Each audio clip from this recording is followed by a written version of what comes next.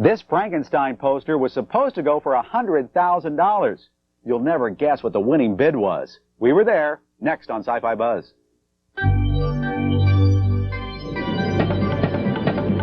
This week on Sci-Fi Buzz, a sneak preview of Official Denial, a great new TV movie you can only see on the Sci-Fi Channel.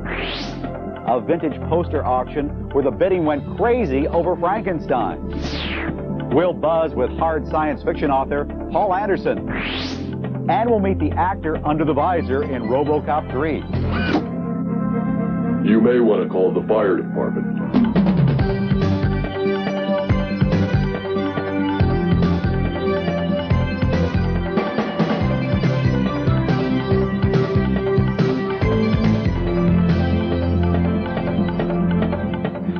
Hello, Buzzers. Mike Jarek here. You have come to the right place. There's been so much breaking news in the world of sci-fi and horror. I'm not sure we can get it all in tonight on Sci-Fi Buzz. Let's get right to the news here. Look, the new Star Trek TV series called Star Trek Voyager is going to premiere in January of 1995. That'll be great. It'll run weekly on the new TV network called the Paramount Network. Apparently last weekend's Halloween was very heavy on horror. Costume stores told us that Decay, Hellbound, and Crypt Keeper masks were very big sellers. Of course, I like my Harlan Ellison mask the best. Frightened a lot of people. Let's see, the first work from science fiction author William Gibson to make it to the big screen will be Johnny Mnemonic. It'll be out in the fall of 1994. Watch for that. Now, the budget on that is supposedly 40 billion new yen. Kind of a joke there for you cyberpunkers in the audience. And the last, oh, this is incredible, though. Most incredible news of the week. One of only 4 existing Frankenstein posters was auctioned. It went for an unbelievable, listen to this, $198,000. I'm perfectly serious. I am. Odyssey Auctions held a red-hot vintage poster auction at the Hollywood Roosevelt Hotel recently, and we were there to capture the excitement.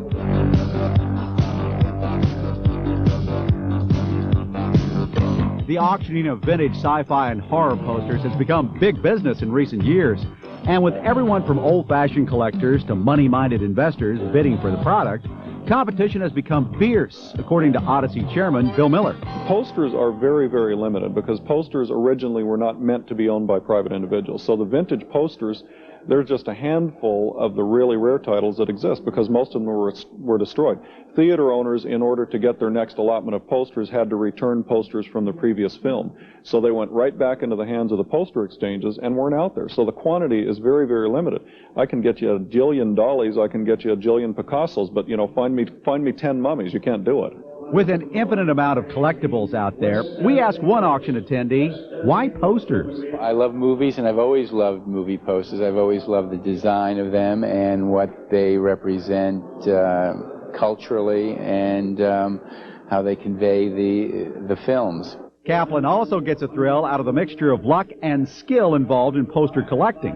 I guess if anyone's ever won an Oscar or anything like that, just say it's a similar kind of thing, just a really great satisfaction that you've gotten it. And with this, though, the hunt is almost as rewarding as the end result of getting it. Sold for $9,500. Thank you.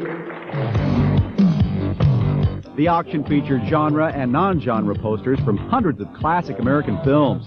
The dollar dealing day was filled with moments of anticipation, excitement, and alas, disappointment. But the biggest moment of all arrived with lot number 706. This is one of the great posters ever. I think obviously what's most exciting about this sale is the fact that we have the Frankenstein poster. It's generated a lot of interest. It's the first time that it's ever come to auction.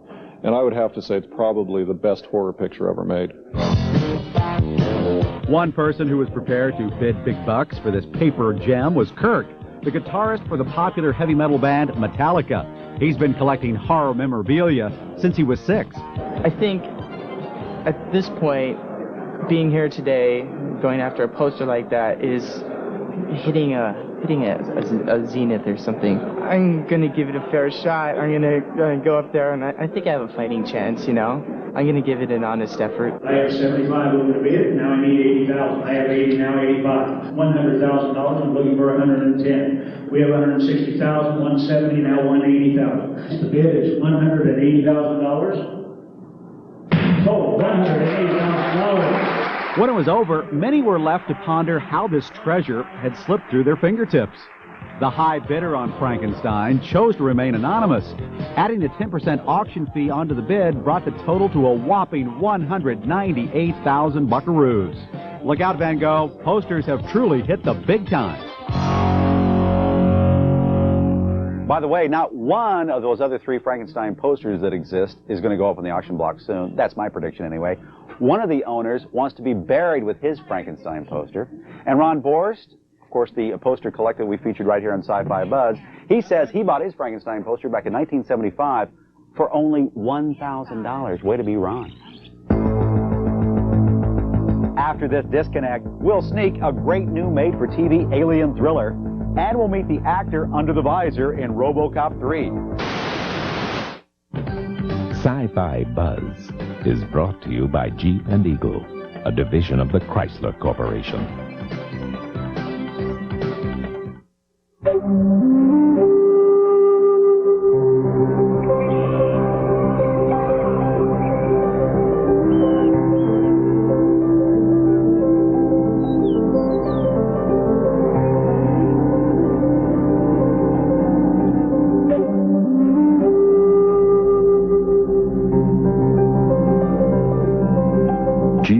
Cherokee, the world's first 4x4 with a standard driver's side airbag.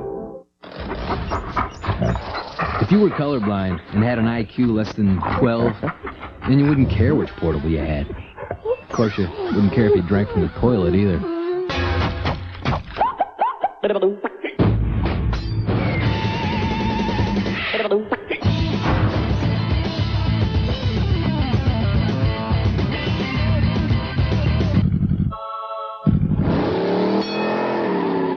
Game Gear. You are watching Sci-Fi Buzz on the Sci-Fi Channel. Hello, I'm Dirk Benedict, and I'll be hosting the Sci-Fi Channel's massive 24-hour Battlestar Galactathon in celebration of Galactica's 15th anniversary. It's just not possible. We'll be showing all the episodes in their original order. That makes sense. Along with exclusive highlights from the 15th anniversary Galactica convention. So won't you join me here on the Sci-Fi Channel for the 24-hour Battlestar Galactathon? Saturday beginning at 7 a.m. Eastern, only on the Sci-Fi Channel. The dead do return. I want my mother back. The madness will begin again. Anthony Perkins, Psycho 3. Next Sunday at 5 p.m., 2 Pacific.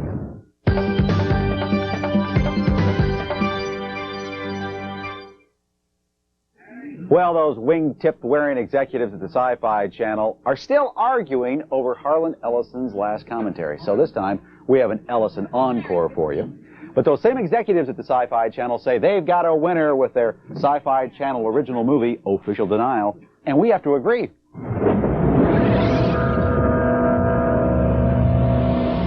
In the new effects-heavy Sci-Fi Channel film, Official Denial, Aaron Gray and Parker Stevenson play a couple in an unusual predicament. He's convinced aliens are tampering with him while he sleeps, and she thinks he's gone a bit cuckoo. They were here.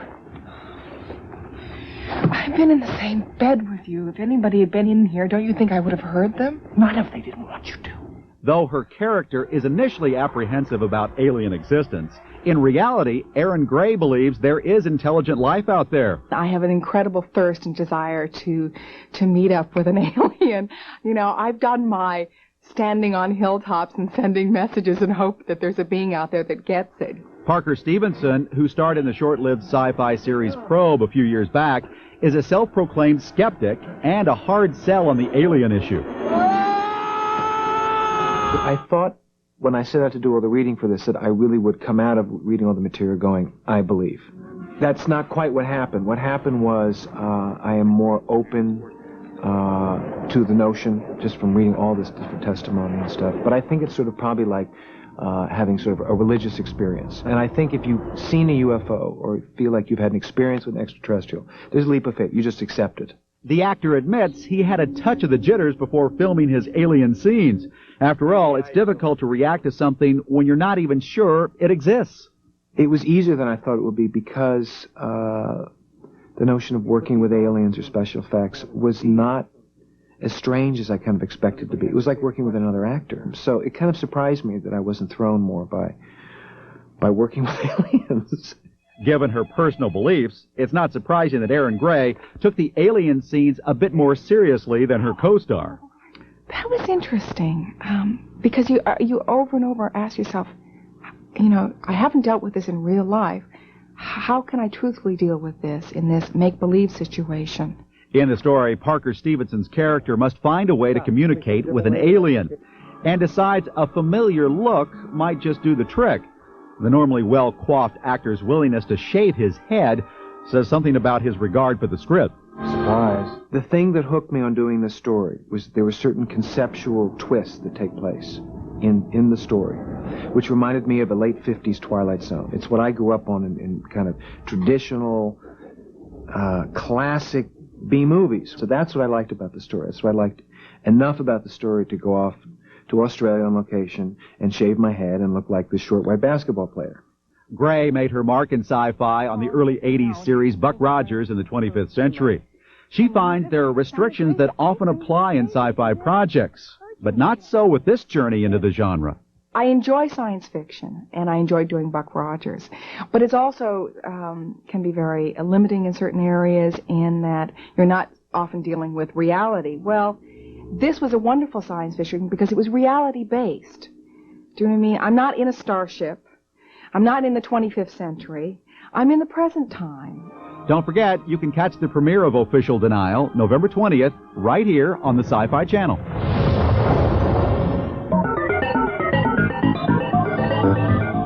This is Scott Smith from Duncan, South Carolina. I'd like to tell you about the novels Crusade and Insurrection, which were written by David Weber and Steve White. The novels were inspired by the Starfire board game. They describe in thorough detail the tactics and nature of interstellar warfare in Earth's future.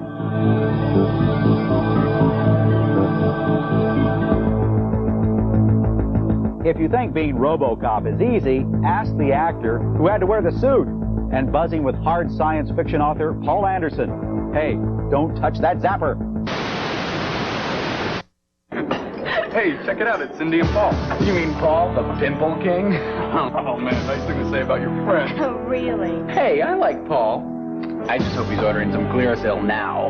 No one's going to tell you to your face you need Clearasil. Such strong medicine. Only Clearasil guarantees fewer pimples in just 5 days. Paul? Hey, you want to join us? Paul, good. Hey, how's it going? Good, man. How are you? Clearasil. Fewer pimples in 5 days, your money back guaranteed. Somewhere between all the imported cheese and wine, some people still believe that to get quality, you have to buy an import. Well, this is the Eagle Vision TSI, an American sports sedan that changes all that. With a 24-valve, 214-horsepower engine, anti-lock brakes, even driver and front passenger airbags. All at a price that's lower than a lot of imports. Of course, if you just have to drive a car that's imported, no problem. You can buy a Vision in Germany and have it shipped home. The violent forces of nature, her fury unleashed, and in her path, devastation, destruction, and lives turned upside down. Now the important collector's edition video, The Fury of Nature, tornadoes, hurricanes, earthquakes, and other natural disasters. This spellbinding work chronicles through eyewitness video the raw power of natural forces out of control. It's a frightening and fascinating look at the awesome forces of nature. Fearsome winds, torrents of rain, from tornadoes and hurricanes to raging fires and devastating floods. You will experience through sights and sound the wonder and terror of these catastrophes as they happen. The Fury of Nature, tornadoes, hurricanes, earthquakes, and other natural disasters is $19.95, and it's not available in any store. Call now.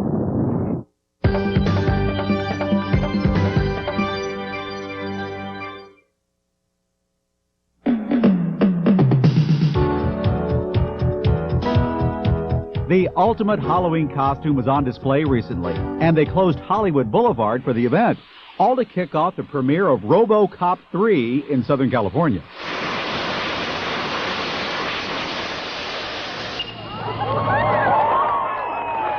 The pilot inside the Robocop suit is Kenny Gibson, the world's only rocket belt pilot. Gibson is a veteran of nearly 500 flights, including the memorable one into the L.A. Coliseum to open the 1984 Olympic Games. It took us about 2 weeks of preparation with myself and my technicians just to prepare for this flight tonight. It was very complicated flying with the weight of the robo-suit plus the bulkiness. If any of our thrust hit inside one of the legs of the robo-suit, then, we could be out of control. So it took a lot to prepare for the flight tonight. This rocket belt is the only one operating in the world. It puts out 350 pounds of thrust and 800 horsepower, consuming 5 gallons of hydrogen peroxide fuel during its short flights. It feels like an out-of-body experience because you're literally floating through the air. It's not like flying in any other airplane or helicopter that flies with aerodynamic lift. This flies simply off the thrust, so you're actually just floating along. It's like being on an incredibly smooth roller coaster. You can go up, down, backwards, forwards. So it's incredible. No loitering. Well, all this publicity promotes the return of Robocop. You called for backup? Remember director Paul Verhoeven first brought Robocop to life in 1987. His violent, dark world was a big box office hit, but the 1990 sequel, directed by Irwin Kershner, was mean and cold-blooded. Critics and audiences agreed Robocop 2 was a depressing stinker. Let's get everything hooked up to the generator. We've got work to do. Now comes Robo number 3. Cult horror director Fred Decker co-wrote the script with The Dark Knight's Frank Miller. The blood is gone, and the violence is more cartoon-like this time around. You are under arrest for assaulting an officer and destruction of police property. But actor Peter Weller wasn't available to wear the armor this time. Casting should be easy for a character with a synthesized voice and head-to-toe costume, right? Wrong. Turns out carrying 140 pounds of costume and makeup while trying to move like a cyborg is a hard act. Enter little-known actor Robert Burke. Robert Burke is a very physical actor. He's a black belt karate. He's a mime, and the physicality of Robocop is something that a lot of people sort of don't really probably appreciate. Although he won't say it directly, actor Burke hated the Robocop outfit. My first impulse when I put the suit on was to fall down. It was super heavy. Acting through 5 pounds of makeup on the head, 90 pounds of costume, 30 pounds of jetpack, 20 pounds of gun arm. I've gone home sore, real sore. They tell me that I grunt, I groan, the costume will pinch you sometimes. It's been wild. It's been incredibly physical. But now that he's been out of the suit for a while, and with Robo 3 already a hit in Japan and expectations high for a U.S. success, actor Burke reflects that Robo and the suit are pretty cool after all. He'd even like to wear it home sometime. I live in New York City, okay? Sometimes I think I would like to go back with the costume on, you know?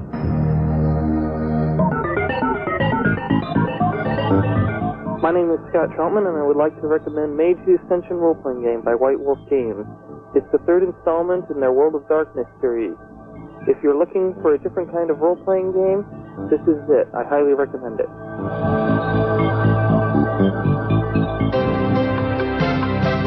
For over 4 decades, Poul Anderson has been creating mind-blowing science fiction and fantasy worlds. His forte is hard science fiction, meaning real science and technology are important elements in many of his stories.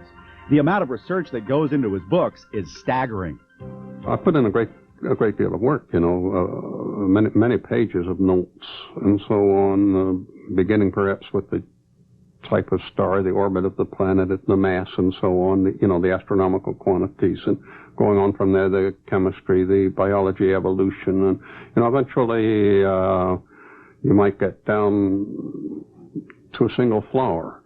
Every growth curve that I know of or have ever heard of goes up only so far. Don't let Anderson's mild-mannered and thoughtful demeanor fool you. After all, he was dubbed the enduring explosion by renowned science fiction writer James Blish because of his productivity.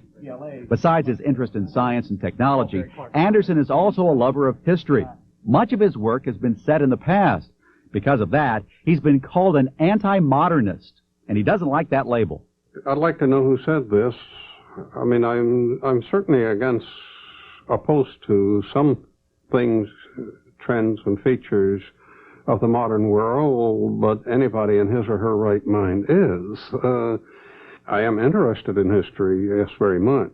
I think there are a great many lessons we can learn from the past, more often from its mistakes than its accomplishments.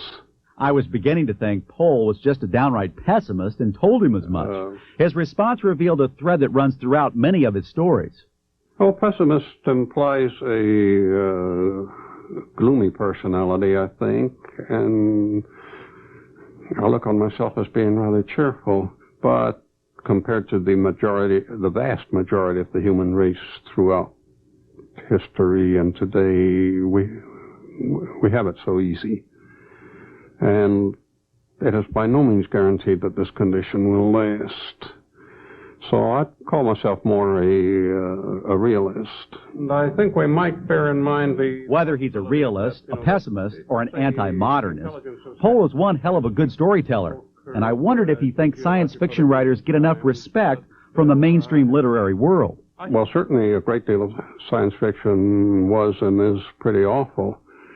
But after all, we judge, let us say, the adventure story by Treasure Island. We judge the love story by Romeo and Juliet. It seems the science fiction story deserves to be judged by its best, not its worst exemplars.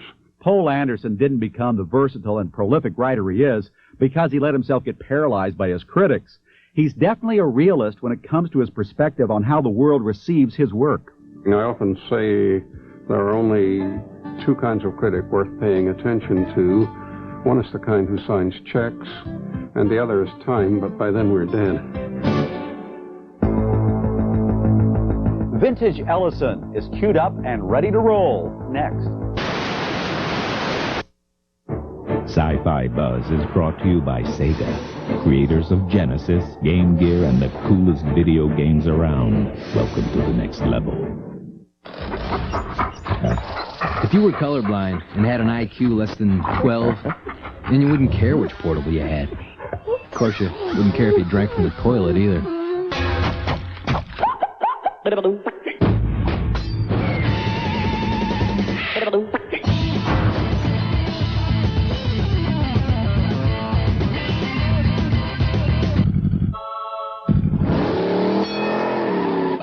Game Gear.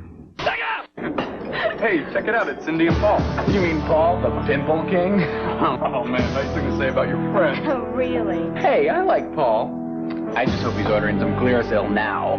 No one's going to tell you to your face you need Clearasil. Such strong medicine. Only Clearasil guarantees fewer pimples in just 5 days. Paul? Hey, you want to join us? Paul looks good. Hey, how's it going? Good, man. How you doing? Clearasil. Fewer pimples in 5 days, your money back guaranteed. You are watching Sci-Fi Buzz on the Sci-Fi Channel. Some mountains are over 500 million years old. And while water still covers over 2/3 of them,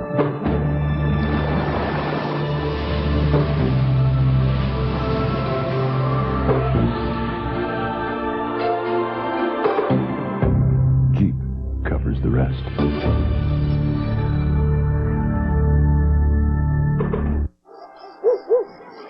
Some people are content to be entertained by simple one-color electronics. Somehow these people have just never heard of Game Gear, the multicolor portable from Sega with tons of new titles. Yeah, some people are like that, but then some people like to eat pickled pork lips.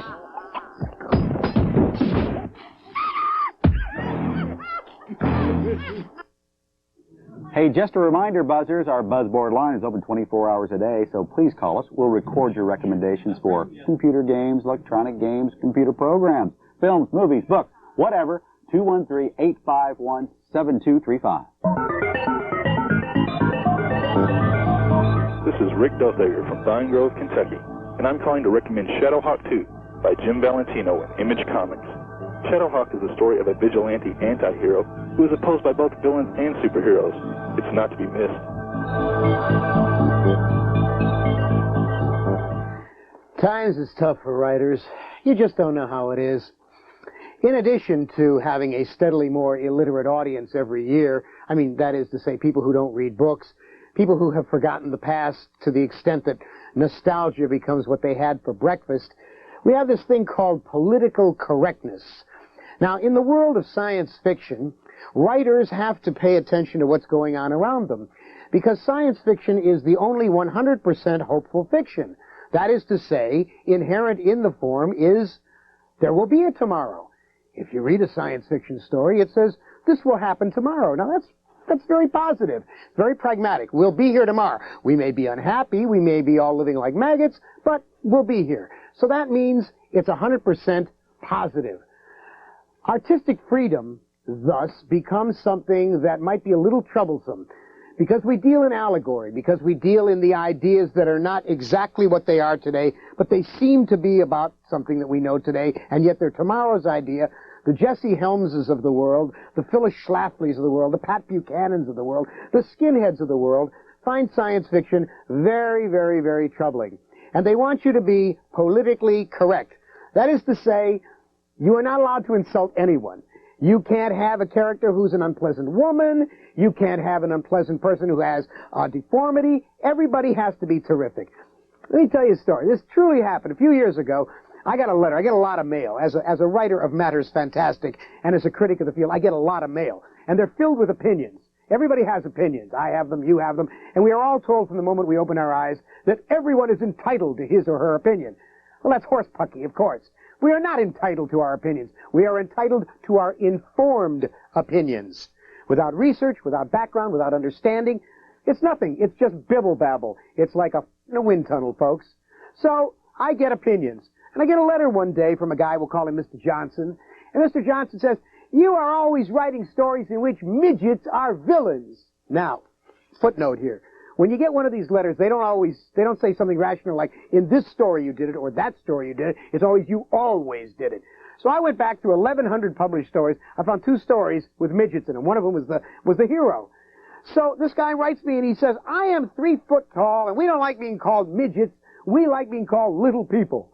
Well, I thought about this letter for a while, this political correctness being a problem, and I really am concerned about it, and I thought about it, and I thought about it, and I thought about it. And finally, I wrote him back a letter, and I said, Dear Mr. Johnson, I am 5'5". I'm a little person. You're a midget. Now, a lot of you have called in asking for Harlan Ellison's autograph, believe it or not. Well, don't look to me for help. I've asked for it, and he wants me to buy all 58 of his books first. I have no pull with Harlan Ellison. Andra? Is that Lint? Next week on The Buzz, Rob Liefeld is working on something really big with Spielberg.